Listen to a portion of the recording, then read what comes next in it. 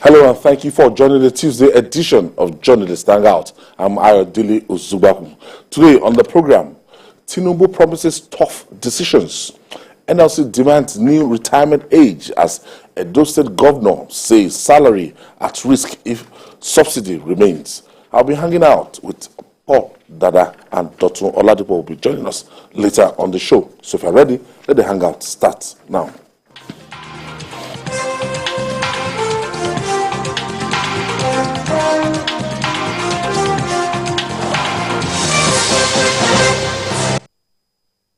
Thank you for staying with us. Let's begin with insecurity.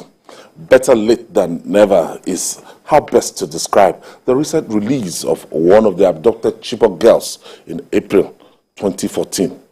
Troops of the 114th Task Force Battalion of the Nigerian Army in Bita, Borno State rescued a 26-year-old pregnant woman said to be one of the Chibok schoolgirls. The rescued woman, identified as Hauwa Maltha, with serial number 2 on the list of the abducted schoolgirls, was rescued by troops on the 21st of April along with a 3-year-old baby. Oh, we waited since 2014, and the parents of these children that were not found would have been, almost losing hope or would have lost hope. 2014 to this time. That's 9 years down the line. Yes. And if Hauwa is 26 now, it means she was 27. She was 17. She was 17 when she was abducted. When she was abducted. Wow. For me, when I read this news, it didn't make me happy. It rather made me sad, and I will tell you why. Maybe from the perspective of the family of the girl, now a woman, maybe, of course, they will definitely be relieved or happy that at least she came back. She came back. Yeah, she's back. But let's look at this. Let's look at it critically. Over 276 students or girls were abducted in 2014. 57 escaped almost immediately. Some have escaped through the years. Others are dead. Some have been exchanging, prisoner swap. Exchange for Boko Haram prisoners and all of that. Some sold, some were married off. Exactly. Now, in the case of this girl, she was forced into marriage with Abubakar Shekau's cameraman, who died, and then was forced to marry another one, who also died. Wow. So, two Boko Haramas or Haramites married her, and she's 26.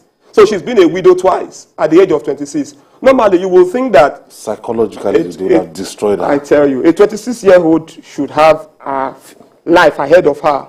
But the way just starting, graduate, finishing NYC. Imagine if she had not been kidnapped. By now, she probably would have been a professional, or at least a graduate. Of course, she would have finished her service. Exactly, serving. And also, her life was. I don't want to use the word destroyed, but her life was damaged. Her life was damaged. So it's nothing sharing. And there are so many people many of them like this. Some have even been killed. Now, the issue is this. The psychological effects of what she went through. The forced marriage. The rape. To see that some of her colleagues were also killed.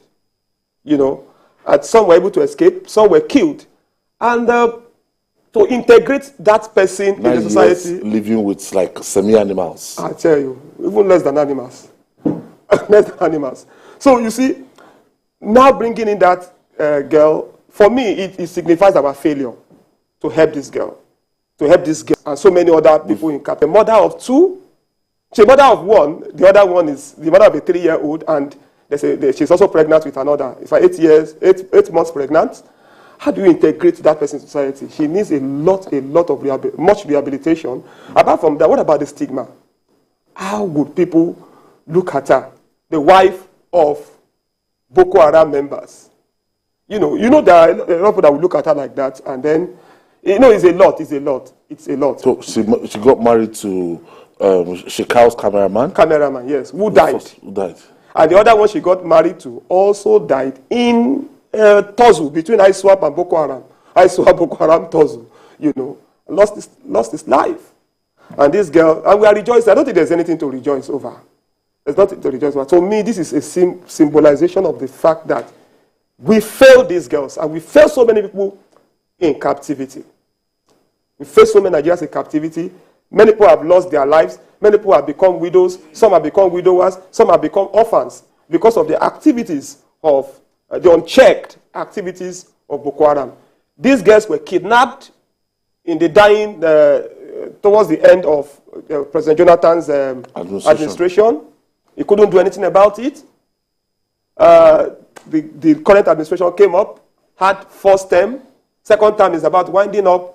And we still have over 100 of these girls unaccounted for. Where are they? So there's nothing to rejoice.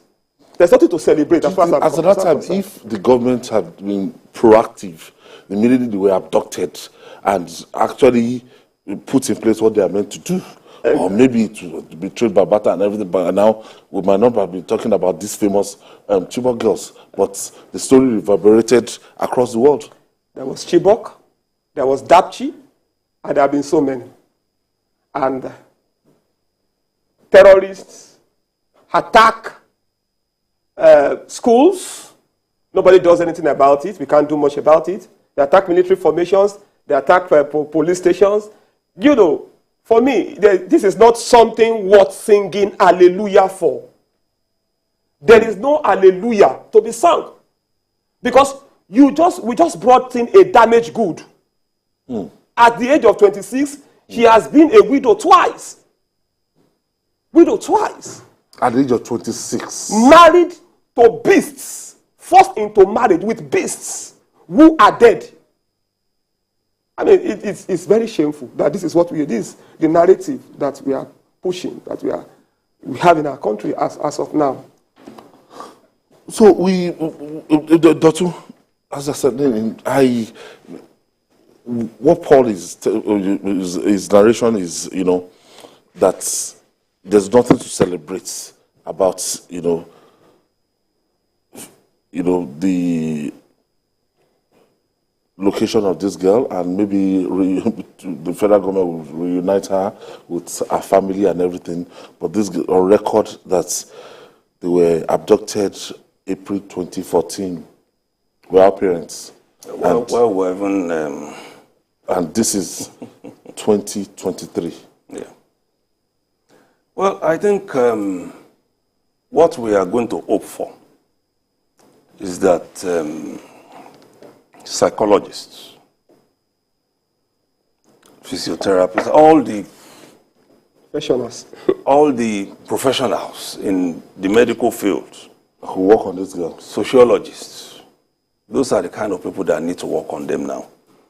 They've been so used to this life in the forest, and with so nothing can shock them again.